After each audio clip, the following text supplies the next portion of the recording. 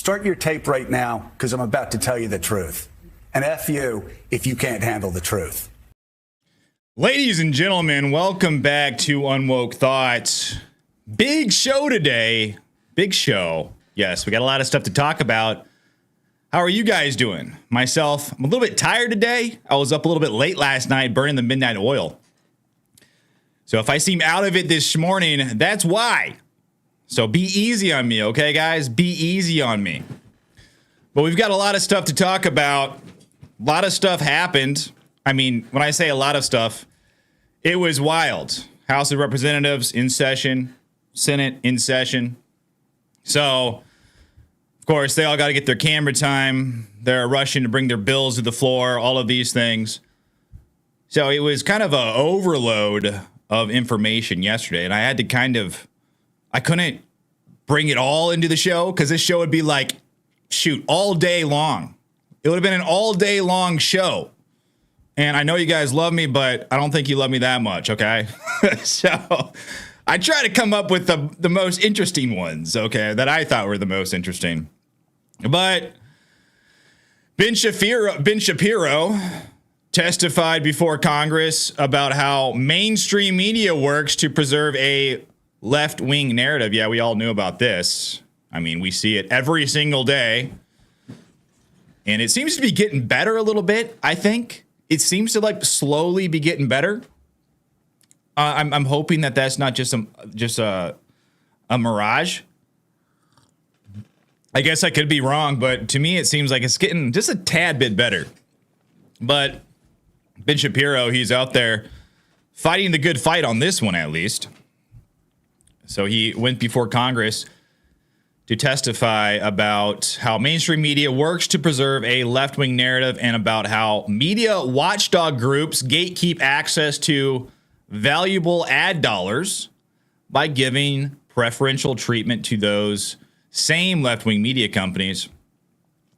But in the process of his testimony, Ben Shapiro just absolutely dismantles Chinese spy lover Eric Swalwell. Eric Swalwell tried to go after him, and Ben Shapiro was having none of it. So stay tuned for that incredible scene. So that's fun. AOC has officially filed articles of impeachment against two very specific Supreme Court justices. Guess who? You probably can figure it out. So we'll find out who those are. Wedding bells are in the air. Yes, guys, this is big news. Wedding bells are ringing. George Soros' son, Alex Soros, pops the question to Huma Abedin. Beautiful. Who is a former top aide and best friend to, guess who? Hillary Clinton. It's a beautiful love story, guys. Absolutely gorgeous, beautiful love story. Don't you just love to see it? Two kids just trying to spend the rest of their lives together. It's amazing. But some are seeing the age gap and wondering, what is the son of a billionaire doing with that? Bro must be down bad. Did Hillary Clinton do some sort of juju mind control on him in order to get access to the Soros empire? Listen, it's very possible. I wouldn't put anything below Hillary Clinton. And if anybody knows how to do juju mind control, it's probably her. And if anybody is susceptible to juju mind control, it's probably Alex Soros, this guy who's been coddled his entire life by his billionaire dad. And just by looking at him, I think you can kind of glean that. This guy, oh man, he married a snake. I almost feel bad for the guy because looking at him, this guy doesn't have that dog in him, all right? Let's just put it that way. He doesn't have that dog in him. But Democrats take to the House floor to viciously oppose the SAVE Act, which makes it illegal for non-citizens to vote. The House did vote on the bill, and looking at the vote numbers, it is pretty alarming, the number of House Democrats who actually opposed the bill. Yes, it's pretty wild. Anna Paulina Luna takes to the floor and calls up her resolution for Merrick Garland to be held in inherent contempt. and a very powerful person tweets in support of the resolution. On the second day of the NATO summit, Joe Biden has a awkward moment with the UK Prime Minister, and it involves a handshake. Yes, it involves a handshake, so we will find out what happens there. George Clooney and other Hollywood celebrities are calling for Joe Biden to step down. Wow. When you lose support of Hollywood, you better watch out. And finally, yes, guys, we have a lot that we're talking about today. Elon Musk says that his brain implant Neuralink will allow people who've lost their limbs to control a robotic limb with their brains. Wow. That's pretty sweet.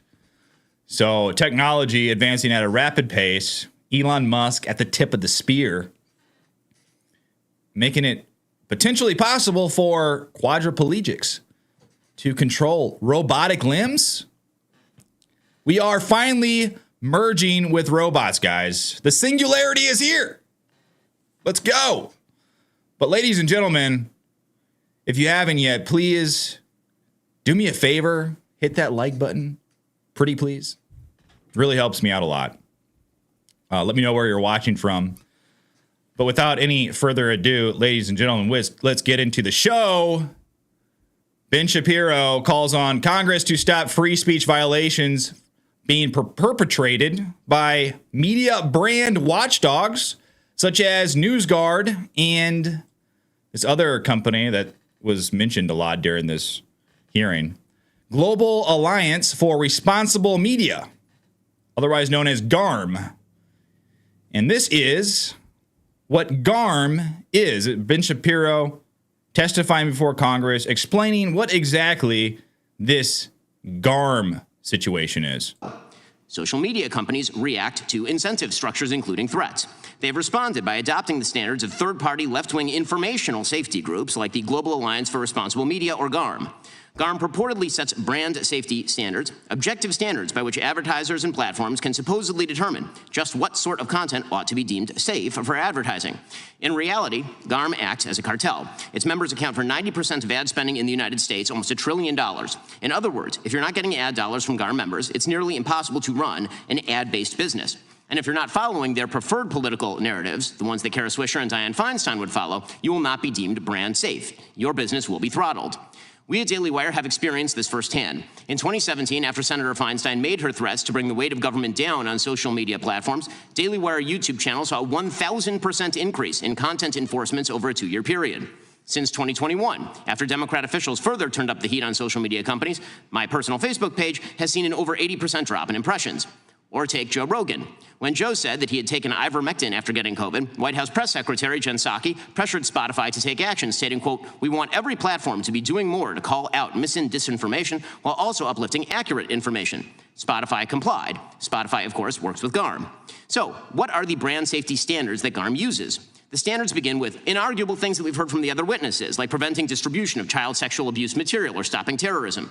But GARM doesn't draw the line at what is criminal, abusive, or dangerous. Their standards also include restrictions on hate speech, harassment, misinformation, or my personal favorite, insensitive, irresponsible, and harmful treatment of debated sensitive social issues.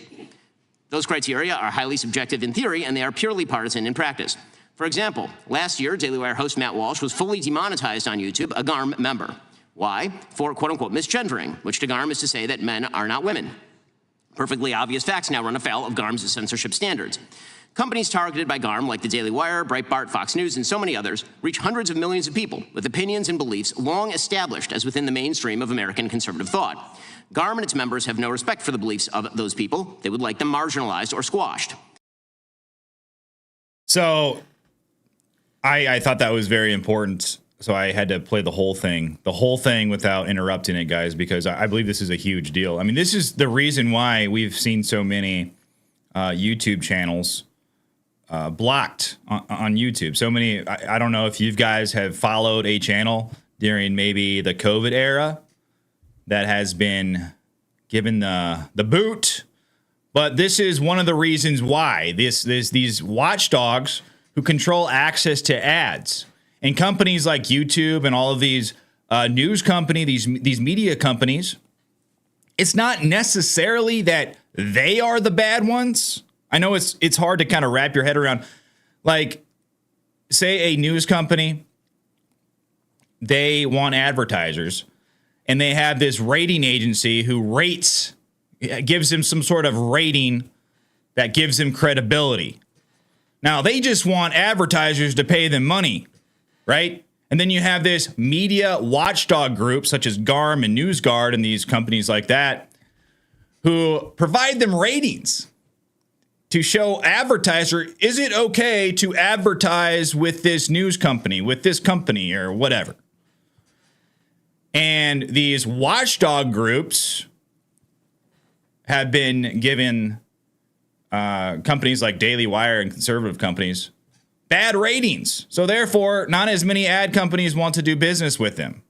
And why are they giving these companies, these conservative companies, bad ratings?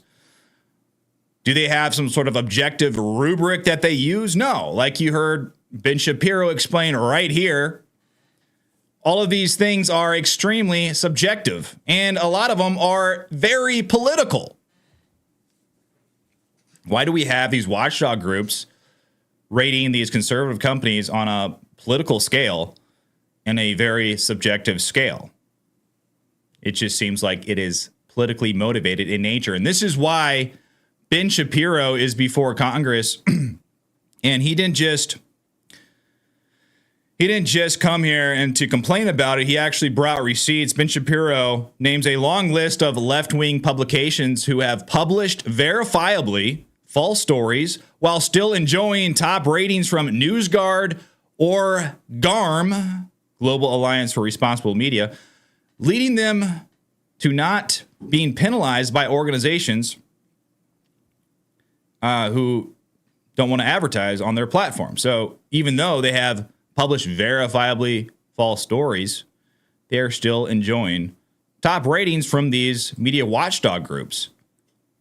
How does that make sense? And conservatives, they can be accurate and they get a low rating. What's going on here? Let me ask this. Mr. Shapiro, NewsGuard ranked leftist media organizations on average a 91, left organizations on its 0 to 100 scale, right-leaning organizations a 66. Can you name a few examples, and I know you can, of leftist news sites and newspapers who've published verifiably false stories yet still receive a high grade from you all because you want to change America? Can you name some? I mean, the list is extraordinarily long, obviously.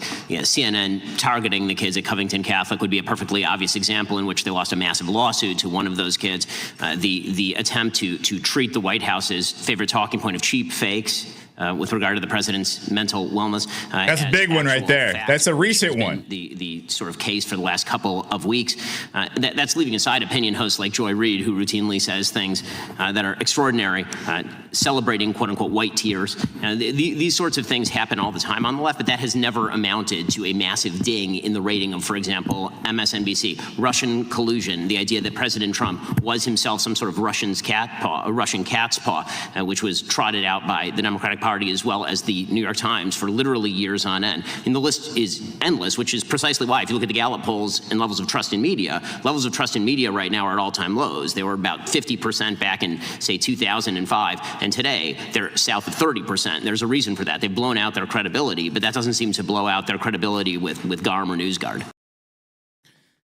So he names this long list of media companies who have run stories that are verifiably false. I mean, most of you, I'm assuming, if you're, over, 6 years old or 4 years old, maybe. Most of you remember the Russia collusion. They all ran with that. They all ran with that story. And some of these companies verifiably knew that was a lie. Russia. These people, they knew it was a lie. They ran with it anyways. Why? Because they wanted to impeach Donald Trump. And of course, the most recent one, cheap fake, deep fake. And that's like almost the worst one because it's like right in front of our eyes. They're like obviously lying to us. They're not even trying to hide it. They're trying to brazenly manipulate the public. So it's like, that is almost the worst one, because they are, not only are they lying to you, they think you're stupid in the process. Because it's like, listen, I can see these videos of Joe Biden myself. You're telling me that these are cheap fakes and deep fakes, yet it's kind of obvious what is happening, because I am a human being who has the ability to see. So you're telling me something different from what I'm seeing. So that's like the worst. But these companies still enjoy these high ratings. And I'm glad that Ben Shapiro went before Congress and is talking about this. This is a discussion that has to be had. It really does. I mean, every time, I have friends in the YouTube space, in the YouTube realm, and we're always talking about things that we might say on YouTube that can get us banned or get us demonetized. And I don't like that. You know, I get having some restrictions on some crazy stuff, but some of these things that we talk about is like that they don't want you to talk about, especially in the past like 3 years, is just news.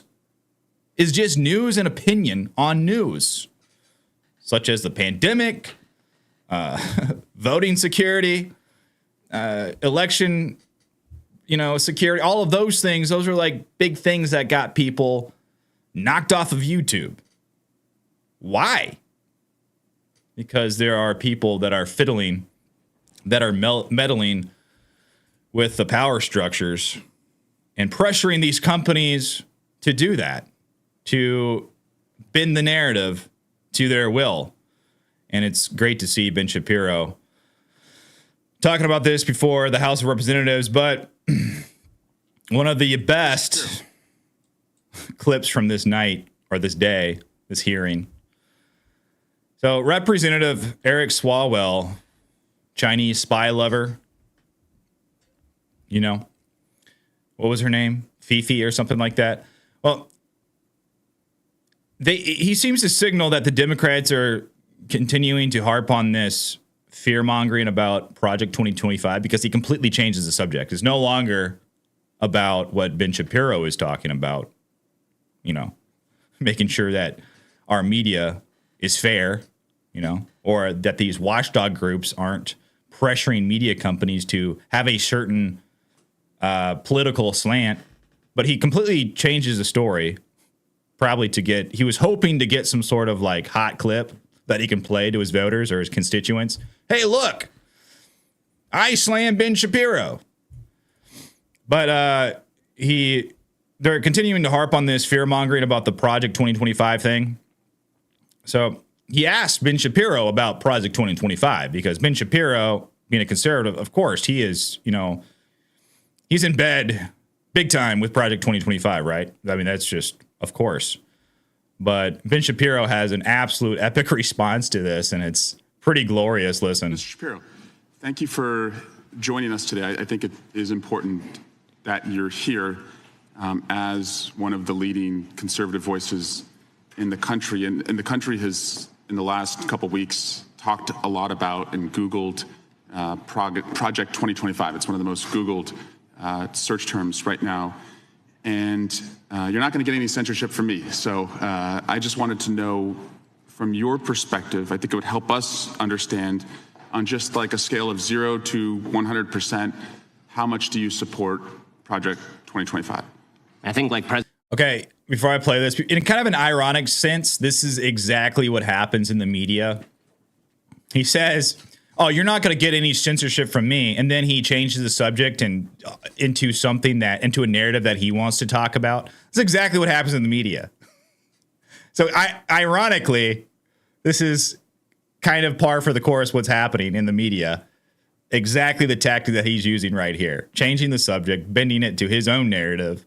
That's what happens in the media. That's exactly what these watchdog groups do, or attempt to do. Don't focus on this, focus on that. Don't talk about this, talk about that. People who talk about these things suppress them. sway the narrative to this. President Trump, I haven't looked all that deeply at Project 2025, but it seems that Democrats on this committee, sort of like Peter Pan and Tinkerbell, if they say Project 2025 enough, their presidential candidate becomes alive again. Oh! And so, Brutal shot, kill shot to Eric Swalwell. let's just talk about pieces of it, and I guess you can tell me if you support it. You probably want less bureaucracy, right? I do. I want less bureaucracy. You want more efficiency. I do. I want more efficiency. Oh, you want less you hear that? Taxpayer money spent wisely. I do. Congrats on becoming a Republican. Oh, absolute brutal. Absolute brutal response. I mean, Swalwell attempting to take on Ben Shapiro there. It's just beautiful to see, guys. It's absolutely beautiful to see. But big news, ladies and gentlemen. AOC, your favorite member of Congress, AOC, very intelligent young lady from New York. Very, extremely intelligent. She has officially filed articles of impeachment against Supreme Court justices. I want you to guess which two. There's two of them. Two Supreme Court justices that she's filed articles of impeachment over. It seems kind of funny because AOC is just kind of seems like such a doofus, and she has taken on the highest court in our land. It's just like, it feels like it's kind of, I don't know. It seems like she's out of her element a little bit. That's just what the optics look like to me. Because when I hear AOC speak, I'm like, there's something missing here. Her words seem a little bit empty, void of any intelligence. And then she's taken on two of the most intelligent members of our Supreme Court. Justices Samuel Alito and Clarence Thomas. Yeah, she is filing articles, or has filed articles of impeachment against these two Supreme Court justices. Just minutes ago, we got breaking news that Congresswoman Alexandria Ocasio-Cortez has officially filed articles of impeachment against Justices Samuel Alito and Clarence Thomas. That comes just after Senators Sheldon Whitehouse and Ron Wyden made a formal request to DOJ. They want a special counsel appointed to criminally investigate Supreme Court Justice Thomas for accepting travel and the loan of a luxury car. How about Jack Smith? From wealthy donor friends. NBC's Ryan. He might be out of a job soon. Capitol Hill. MSNBC legal correspondent Lisa Rubin is here with me. Okay, Ryan, what do we know about these impeachment articles? I know this story just broke. What happens next? So this comes from, as you rightly point out, Congresswoman Alexandria Ocasio-Cortez from New York City, and she's filed two articles of impeachment against Justice Samuel Alito and Justice Clarence Thomas. And these articles of impeachment are not based in any of the decisions that either of these two justices have made, but instead specifically about their conduct around the office. For instance, in both Thomas and Alito's case, she is accusing them of not properly disclosing financial benefits and gifts that they were given by donors and others, and in some cases people that had business before the court or even had a vested interest, a political interest in some of the issues before the court. And she's also doing that in the case of Clarence Thomas, saying that he refused to recuse himself from certain cases that his spouse had a vested interest in as well. His wife, Ginny Thomas, of course, was very much involved in the Stop the Steal effort, the efforts to overturn the 2020 election and things along those lines. Also, she is accusing Justice Alito as well of refusing to recuse himself from certain cases of which he may have a conflict of interest. So these are very specific accusations that Ocasio-Cortez is leveling against these two Supreme Court justices. It comes at a time where Democrats are getting increasingly frustrated. Okay. So notice he said it has nothing to do with any of the decisions that they made. Of course not. This just so happens. It's so funny how the media talks. Oh, yeah, it has nothing to do with any decision that either of these Supreme Court justices have made. But it just so happened to fall right after the immunity decision. That's, I mean, in the height of all the emotional rants from the Democrats freaking out over this immunity decision, which is nothing new. I mean, we've known this about presidents for centuries. Decades, at least, what the office of the presidency is about. It's just up until just recently that the left, the Democrats, have attacked that office, and the Supreme Court has just confirmed everything we already knew, what the office of the president is all about. And if we wanted to hold a president accountable, we would impeach the guy. That's something that our Congress has the power to do. But they fearmonger about the president now can be a dictator. He can do whatever he wants. He can, what was the one? SEAL Team 6. He can call on SEAL Team 6 to assassinate his political enemy. So it just so happened that these articles of impeachment came after that. Democrats, the left, is attacking our institution of the Supreme Court. They want to pack the Supreme Court. Mark my words, it's coming. I've already heard murmurs of that. They are trying to pack the Supreme Court in order to try to expand their influence over the Supreme Court because it's too conservative. We need a conservative Supreme Court. We need a Supreme Court that can look at this crazy stuff that is going on in the country, and when it bubbles up to them, they're very selective about things that get through. Because over the past few years, some of these things that have happened just are, they would have massive impacts on the country. Massive impacts of the country. I mean, things that would completely change everybody's lives dramatically. And this is what the Supreme Court is there for. Hey, should we actually do this? Is this a good idea? Is this in line with the Constitution? Probably not. I'm going to say no. But these are the articles of impeachment right here. Let's see what she says. Alexandria Ocasio-Cortez. She has, I mean, look at this beautiful PDF document that she posted. Nice font for her name, Alexandria. Yeah, she's the representative for New York's 14th district. It's absolutely incredible.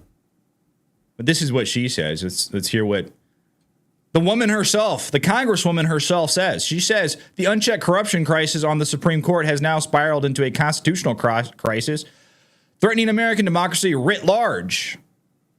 Justices Clarence Thomas and Samuel Alito's pattern of refusal to recuse from consequential matters before the court in which they hold widely documented financial and personal entanglements constitutes a grave threat to American rule of law, the integrity of our democracy. It's always democracy. Democracy.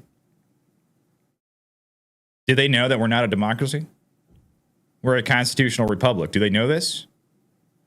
Probably not. If they knew, so I believe that if Alexandria Ocasio-Cortez would hear a conservative say we're not a democracy, we're a republic, she would say that is a threat to democracy. It's like, whoa. Probably what happened. And one of the clearest cases for the tools of impeachment, or for which the tools of impeachment was designed. So I'm not going to read all of this stuff, but those are the articles of impeachment right there. I mean, pink font, beautiful. She posted this on her Twitter herself. But great stuff, guys. Moving on, this is the big one, ladies and gentlemen. This is the big one. Hold on, let me see here.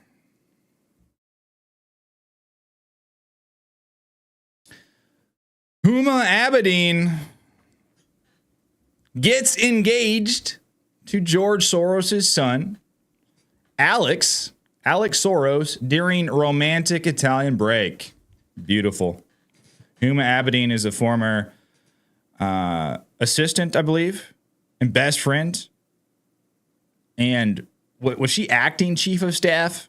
I mean, she's been so many things for Hillary Clinton. She's like Hillary Clinton's right-hand woman. And now we see these two monsters of that political scene, that realm. I don't even know what category would you put Hillary Clinton in? I don't even know what category. Monsters? And then, of course, George Soros, I'd put him in the same category. So you have these families basically intermarrying. I know Huma Abedin isn't Hillary Clinton, but like I said, Huma Abedin is like the right-hand woman to Hillary Clinton. So this should scare you. They're leveling up, guys. And it's very interesting. So Huma Abedin is officially engaged to George Soros' son and heir, Alex, heir to the billionaire's empire. The Democratic insider, who is 47, is marrying the younger Soros, 38. Like a 9-year age gap. 9 years. Incredible. Billionaire marrying someone older than him and 9 years older. In fact, odd. He's got access to probably anything he wants. He's got a lot of money. Why is he marrying this? Why is he marrying that?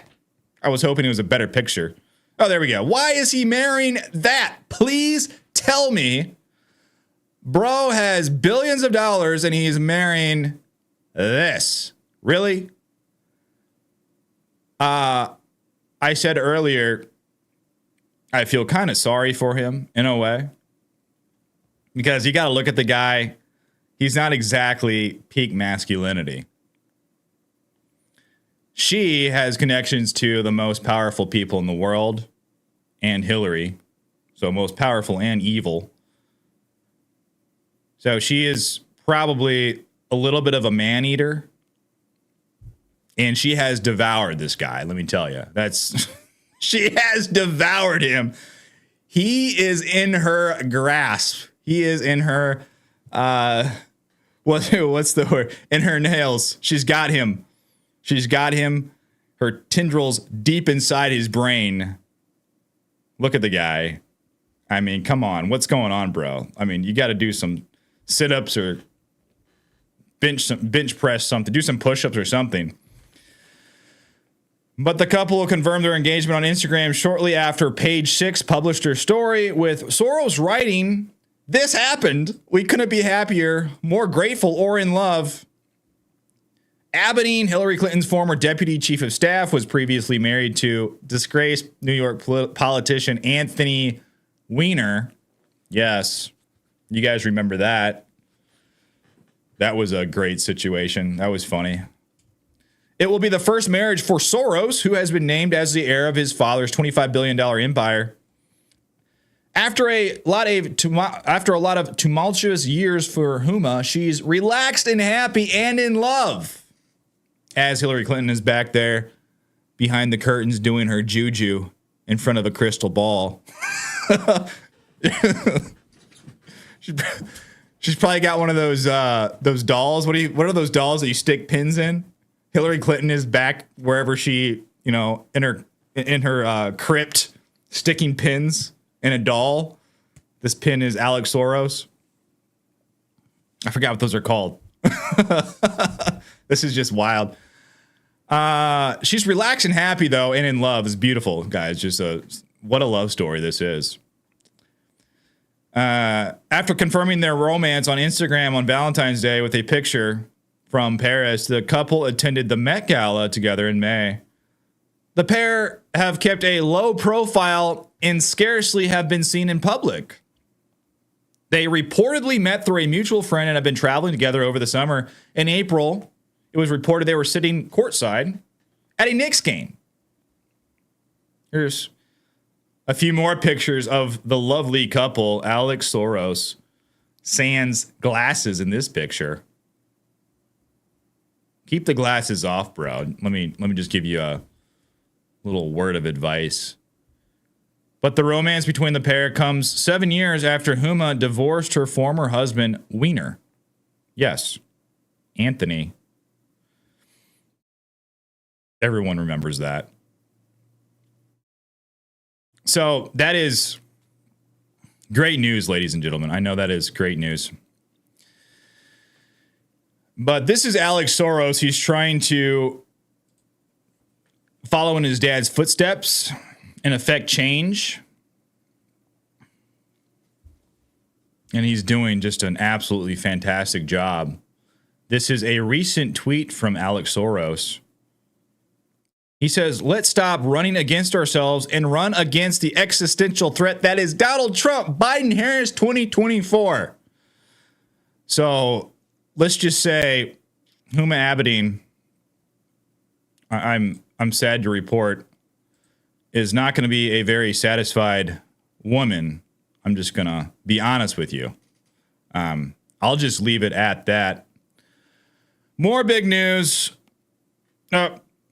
Wrong scene. More big news. George Clooney says in a New York Times op-ed piece that the Democrats are not going to win with Joe Biden, so that's good news. George Clooney calls on Biden to withdraw from race, and Trump responds. The actor, who is an outspoken liberal, appeared at a Hollywood fundraiser for Biden last month, made his call for the president's exit from the race in a Wednesday op-ed published with the New York Times titled, "I love Biden, but we need a new nominee." And he says, "I love Joe Biden. As a senator, as a vice president, and as a president, I consider him a friend. And I believe in him. I believe in his character. I believe in his morals." And he lauds Biden's triumphant battles over 4 years in office. But the one battle he cannot win is the fight against time. None of us can. It's devastating to say it, but the Joe Biden I was with 3 weeks ago at the fundraiser was not the Joe Biden, big effing deal Biden of 2010. He wasn't even the Biden of 2020.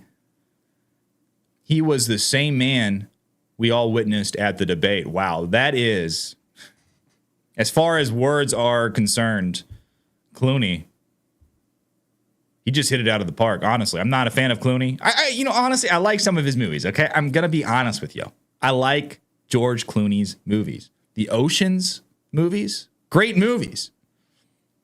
I'll say he's one of these guys that knows how to talk, although I disagree with his politics. But that is a heck of a way to put this. Clooney cited some excuses for his performance given by Biden and his team, such as the president being exhausted from his travel schedule and claiming to have been under the weather during the debate. Maybe, referring to these excuses Clooney is talking about, maybe, but our party leaders need to stop telling us that 51 million people didn't see what we just saw. We're also terrified by the prospect of a second Trump term that we've opted to ignore every warning signs. So, George Clooney coming out and stating the obvious about Biden, but doing it in a very articulate way. Now, the Biden campaign has come out and have responded to this. They have responded to this. And, of course, they responded in the most hilarious way. The Biden campaign responded to George Clooney's op-ed by telling reporters in the background that Clooney left the fundraiser 3 hours before Biden did. So he was at this fundraiser with George Clooney. Now, Clooney left first. So they're saying this is indicative. Is that how you say it? Indicative that Biden has more stamina than Clooney does. So they are coming out hard against Clooney. In response to those comments from George Clooney, Jake, a campaign official who attended that Los Angeles fundraiser tells me that George Clooney left 3 hours before the president. So clearly the gloves are off. Jake. But what does that mean that George Clooney left 3 hours? What's the point? The point of that is to suggest that Biden's stamina is better than Clooney's, and Clooney didn't have, eyes on the entire event. That's the response to the Clooney op-ed. Okay. In response to those. Man, Jake Tapper. What is going on with good old Jake Tapper? The guy, he all of a sudden grew a pair. What is happening with this guy? I love it. He's funny all of a sudden. Jake Tapper is all of a sudden hilarious. and I love it. But we have more Hollywood actors that are coming out and talking about Joe Biden, saying that he should probably step down. It's probably a good idea for him to step down. One of these is Michael Douglas, who went on The View and had some words to say about Joe Biden. I'm not going to play this whole thing, but I'll play a little part of it. So, Michael, I know that you're a longtime Biden supporter, and we've been watching the news this week. It's a little bit disheartening. You even hosted a fundraiser at your home in April, right? I did. So what do you think of his debate performance, and do you agree with calls for him to step aside? Even Nancy Pelosi seems on the fence now about him stepping aside. I know. This is such a tough one. I adore the guy. 50 years of public service. He's a lovely man. He's did a wonderful. So you see how they're talking about here, Joe Biden here. They're talking about him as if he is a has-been, as if he's already left office. Oh, I adore the guy. He's such a great guy. 50 years of public service, as if he's already out. That's how they're talking about Joe Biden. He's already out. He's already done for. So we've got competing narratives going on right now. We got the Hollywood elite who want him out, it seems like, not because they don't like him, they love him. He's beloved. Lots of public service, stellar, pristine record, of course. But he can't beat Donald Trump. And then we have some of the political elites that want him in.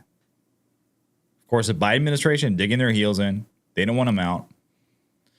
There's a certain faction that want him in, or maybe they don't know if it is even feasible to replace him at this juncture. That could be it too. So maybe the Hollywood people, they see what's going on with Biden. They're like, wait a second, what's going on here? We can't have this candidate. But the political people are saying, listen, our lawyers have told us that it's not really feasible to replace him. We can't. Some of these states, like what was it, Wisconsin? You can only be replaced you can only replace Biden on the ballot, I read, in Wisconsin if he were to be deceased.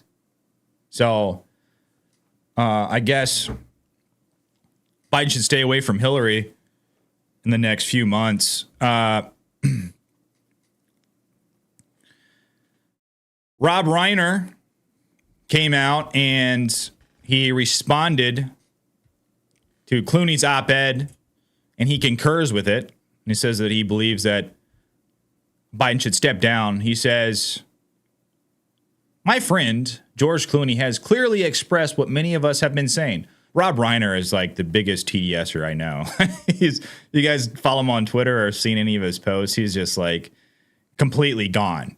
But anyways, we love and respect Joe Biden. We acknowledge all he has done for our country, blah, blah, blah, blah, blah. Democracy is facing an existential threat. We need someone younger to fight back. Joe Biden must step aside. So that's fun. Last thing on this Hollywood situation. Donald Trump, he lays into George Clooney hardcore in a truth post.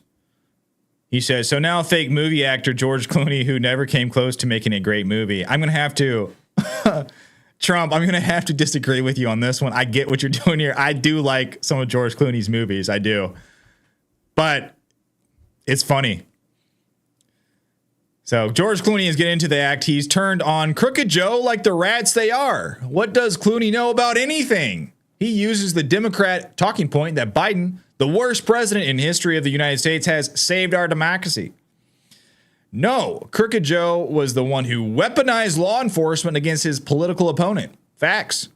Who created the most devastating inflation in history of our country, who embarrassed our nation in Afghanistan, and whose crazy open border policy has allowed millions of people to illegally pour into our country. Many from prisons and mental institutions. Crooked Joe Biden didn't save our democracy. He brought our democracy to its knees. Clooney should get out of politics and go back to television's movies never worked for him. Absolutely true. I mean, that's just great. I mean, these Hollywood elites, they have such a warped perspective on life and reality compared to normal people, there's such a chasm between a normal person's reality and a Hollywood elite reality. So these Hollywood elites and just in general, they have such a unbalanced control over the rest of America. That's gotta get more balanced, because it's just causing everything to kind of go wonky. But big news, good news, guys. Good news. Anna Paulina Luna takes to the House floor and calls up her resolution for AG Merrick Garland to be held in inherent contempt of Congress. Yes, that is correct, guys. She has done it. That crazy woman. The gentlewoman from Florida seek recognition. Mr. Speaker, pursuant to Clause 2A1 of Rule 9, I seek recognition to give notice of my intent to raise a question of the privileges of the House. The form of the resolution is as follows: H-Res 1344, finding that Merrick Garland, Attorney General of the United States, is in contempt of the House of Representatives for disobeying a certain subpoena. Finding that Merrick Garland, Attorney General of the United States, is in contempt of the House of Representatives for disobeying a certain subpoena. Whereas on February 27, 2024, Merrick Garland, Attorney General of the United States, was duly served with a subpoena to produce a narrow and specific set of materials possessed by the Department of Justice and related to special counsel. Okay, you get it. So that is good news. We need to hold AG Merrick Garland in contempt, and the reason why is because Steve Bannon blanked on that name for just a split second, and I panicked. No. Steve Bannon was held in inherent contempt, and he was thrown in prison. He's thrown in jail. He's in jail right now. 4 months. 4 months. Steve Bannon's in jail for contempt of Congress. AG Merrick Garland, however, held in contempt of Congress for not turning over audio files from Joe Biden's interview with special counsel, special prosecutor, special counsel Robert Hur, held in contempt. They told the Department of Justice they recommended charges or prosecution to the Department of Justice. But the problem is AG Merrick Garland is the head of the DOJ. So you think that all of these people who are loyal to Merrick Garland are going to prosecute their own boss? No. So 2 forms of justice. Steve Bannon in jail, Merrick Garland not. So Luna was talking about holding him in inherent contempt, which would mean that they could put him in jail. But I believe she's changed that a little bit. She softened her tone now to where they are going to use a fine, like a financial fine against Merrick Garland to try to push him in the right direction. I prefer jail for Garland.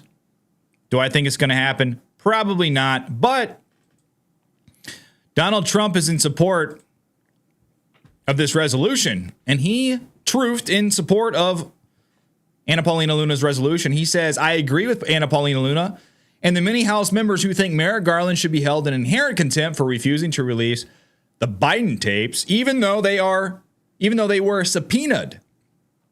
The House Republicans should also subpoena deranged Jack Smith and look into his illegal investigation of me immediately.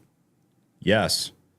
And they should pass the SAVE Act immediately and stop illegals from voting in our elections. Republicans must get tough about stopping weaponization and cheating.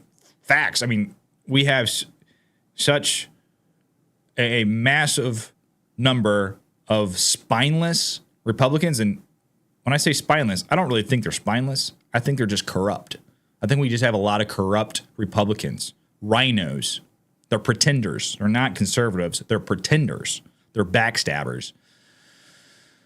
They may just be coming from me in my election today, but they will come for all Republicans very soon if they succeed. So Donald Trump comes out in support of Anna Paulina Luna's resolution for inherent contempt. Joe Biden, this happened yesterday. He randomly grabbed a mic from a woman and starts rambling about diversity in women. So this is kind of like a desperate act to try this tried and true topic to garner support, to pander to a, let's just say, highly propagandized American people. So this is like a tried and true way to do that. Hey, let me get up here and start talking about DEI and women and how women are oppressed. That'll get me some brownie points with this group, right? But this is what happened. It's kind of odd, kind of hard to hear. I promised I was going to have a cabinet that looked like America, and it does. More minorities, more women, more labor. I'm serious. Think about it. That's who we are. That's why we're strong. We're diverse. We're strong. We got to stop looking at it like it's some problem. And they take the mic. He just starts rambling off all these trigger words. Women, minorities, strong, black people, LGBTQ. Hey, do you guys like me yet? Sorry, I think people are wising up to your BS, Joe Biden, and the left in general. Not just Joe Biden. He's just like old. And these are like things that he does automatically. Joey Behar claims on The View that making fun of Kamala Harris's cackling laugh is sexist. Yes, guys, it's very sexist. Don't do it. I would never be caught dead doing something like that. What really ticks me off about him, though, is this laughing Kamala remark. Mm-hmm. It's such a sexist remark because a guy I was with over the weekend, a friend of mine, they said Kamala's laugh annoys me. Remember they said that about Hillary's laugh, that she was cackling. And men, they don't like a funny woman. They're afraid if you laugh or you make a joke that maybe you'll do that when they're in bed with you. It's like this fear of women's laughing and comedy. Yes, that's very good. So, yeah. Men don't like women laughing because we're afraid that they could do that if we're in bed with you. What? What kind of wacko world do these people live in? That is absolutely bonkers. Yeah, that's what we're afraid of. No, I'm pretty sure that men, just like everybody else, just appreciate humor. We're going to laugh. If a woman is funny, we're going to laugh at a woman's jokes. If they're not funny, we're just not going to laugh. And Kamala Harris, on a scale of funny to not funny, she falls somewhere below not funny. She is not just not funny. She is downright cringe. Okay. And calling her laugh cackling is pretty darn accurate. Okay. She's got to cackle. It is what it is. It's objective. It's not even subjective. It's not even an opinion. It's a cackle. 100% a cackle. She talks in weird ways. What does Trump say? She talks in rhyme. The bus goes here, the bus goes there. Because why? Because that's what buses do. What? So yeah, that's fun. The View going after the big things in the world, the big injustices of the world. If you are a man making fun of Kamala Harris's laugh, that's extremely sexist of you, and you should not do that. Joe Biden, in day 2 of the NATO summit, he meets with UK Prime Minister Keir Starmer and reaches out his hand for a handshake.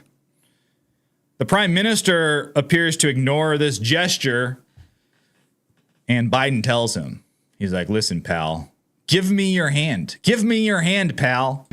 Well, welcome. And we had a long conversation on the phone when you won. Give me your hand there, pal. And we're the best of allies maybe in the whole world. Well, welcome. Give me your hand there, pal. So, yeah, that was an awkward moment. I wouldn't say that's necessarily a Biden gaffe, but this one was kind of a Biden gaffe that happened.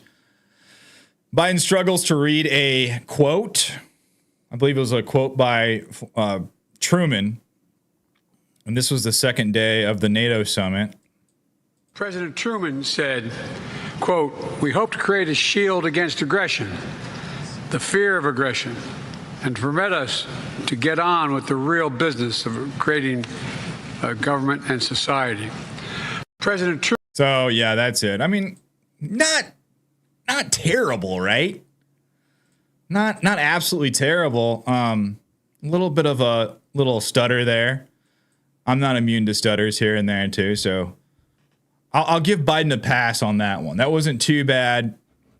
So he must have really timed his meds perfectly yesterday. That's probably what happened. Got a good night's sleep. Maybe he's using Elon Musk's Neuralink.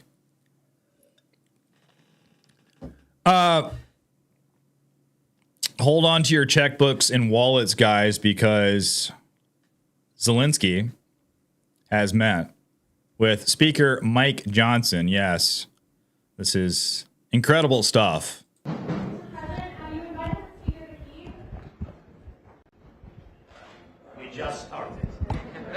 We just started. Yes, we just started. I'm asking him for $17,000 billion more dollars. Please. Of course, this is the best salesman in the world. Through the election for us, so it's difficult to find the time to go, but I'd certainly like to.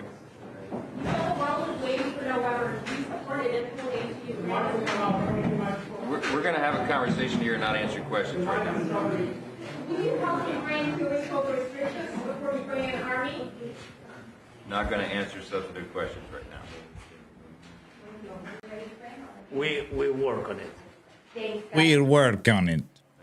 Thank you, everybody. Thank you. So, yeah, that's great. Speaker of the House, Mike Johnson. True America First conservative, right? Yeah. Having a conversation with Vladimir Zelensky. Hopefully he's telling him to shove it. Probably not. Probably not what's happening. Trying to figure out how they could soak more money out of the United States economy and funnel it to their own organizations and institutions. Because let's be honest, that's what's going on there. So hope that Mike Johnson does the right thing. Not going to hold my breath, but at least we can hope, right? Chuck Schumer plans to strip Trump of immunity following the SCOTUS ruling. Oh, Chuck the Schnoz Schumer. He's really upset about this SCOTUS ruling. Really upset. But this is what he plans to do. Majority Leader of the Senate, Chuck Schumer, announced plans to draft legislation allowing former President Trump to be held accountable for behavior following the 2020 election.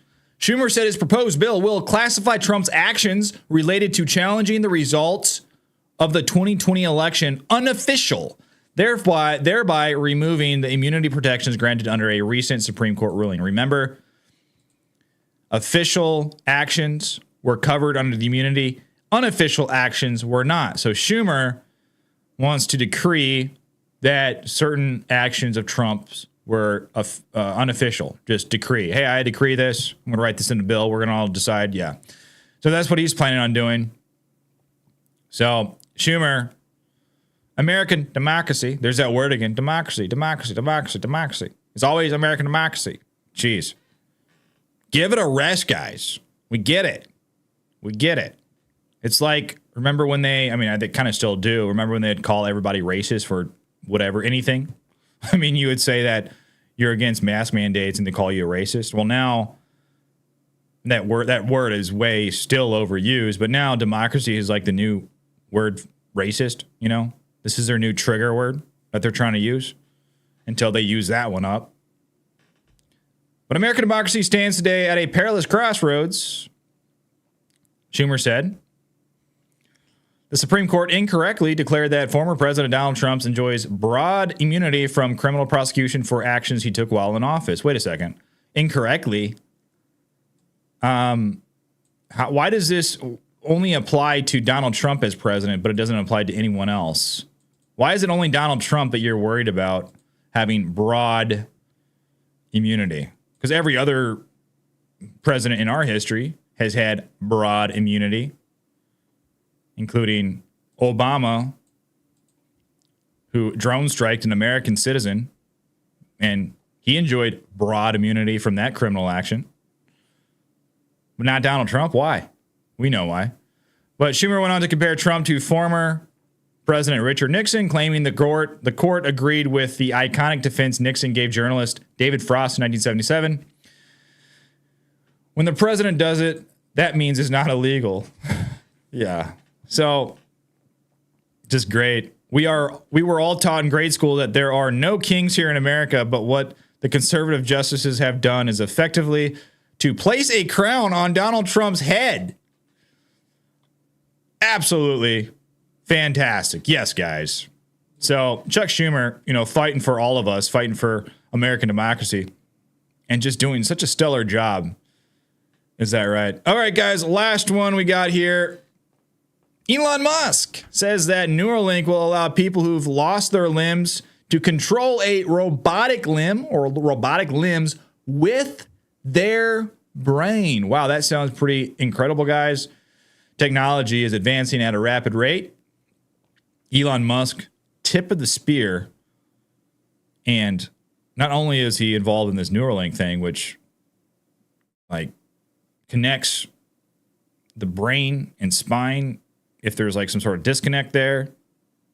He's involved in social media. He owns X. I mean, this guy is a genius. He owns SpaceX. He owns Tesla. What does this guy not do? It's incredible. I mean, this guy is a legit genius. I got to admit, I'm a little bit dubious of Neuralink, but the stuff that it purports to do sound pretty fascinating. Listen. I think an exciting possibility long term also is to say, if you take parts of the Optimus humanoid robot and you combine that with a Neuralink, let's say somebody has lost their arms or legs, we could actually attach an Optimus arm or Optimus legs and do a Neuralink implant so that the motor commands from your brain that would go to your biological arms now go to your robot arms or robot legs. And again, you'd have basically cybernetic superpowers. Actually, so the latency from the Neuralink to your hand would probably be slightly faster than it is just to go to your physical hand. So you can imagine, if you're a piano player or anything that requires extremely fast hand movements, that you could actually have a pretty imbalanced right-hand robotic arm control versus left-hand physical arm control. That's one of them. Yeah, I like this. So extremely fascinating right there, guys. That's pretty cool. Pretty sweet. I guess we'll see. I know, I believe it was Joe Rogan who just had this guy on his show just recently who was paralyzed. And he is one of the early adopters of Neuralink. He's part of their study, part of the first users to iron out all the problems with Neuralink. And he can already control computers and stuff like that. So that's pretty awesome.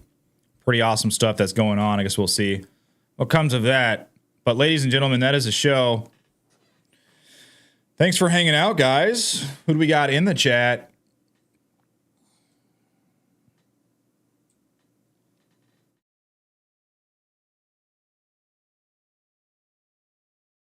Dish Doggy says, I love this guy. Are you talking about me? Or are you talking about Elon Musk? We've got Michelle C. in the chat. Modding. Doing a fantastic job. How's it going, Michelle? She says it's illegal for the USA government to print US dollars.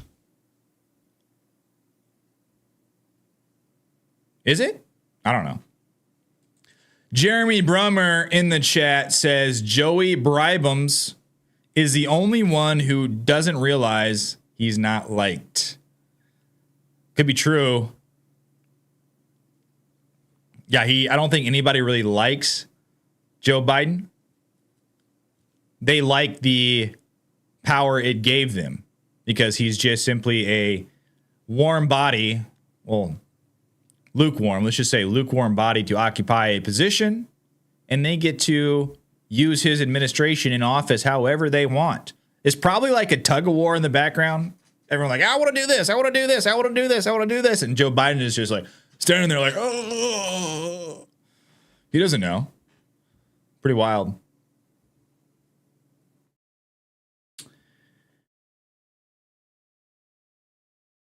Michelle says, unfreaking believable.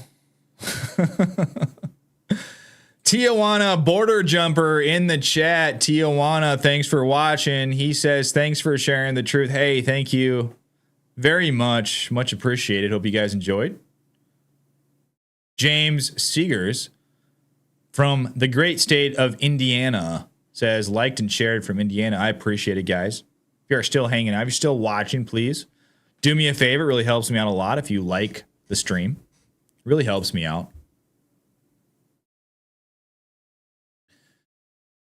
Stacy Bogert in the chat. She says, Andrew, I don't know if it was the getting out of the side of the bed that was wrong or if it's my cancer, but these Democrats got under my skin this morning, mainly Chuck Schumer.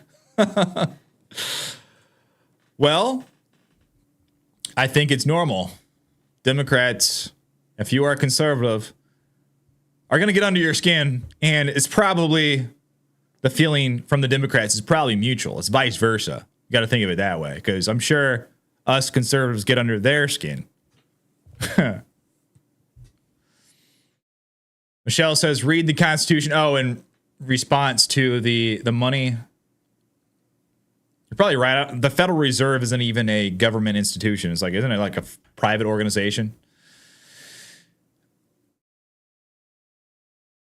Rebecca says, sorry, missed the show, but hello to everyone. That's okay, Rebecca. That's all right. Marco 4863 says, Swell told the world that Alvin Bragg and Hunter Biden gave the Republicans the middle finger and refused to come to the hearing. And the Republicans did nothing. But Bannon is in prison. Yeah, that's a great point. Thanks, Marco. But ladies and gentlemen, that is a show. Thank you for watching this morning. I hope you guys have a fantastic day. If you could, please, before we get off here, if you could like the stream, that helps more than you know. If you can, share the screen. And if you are able to, consider becoming a member to support the show. It'd be much appreciated.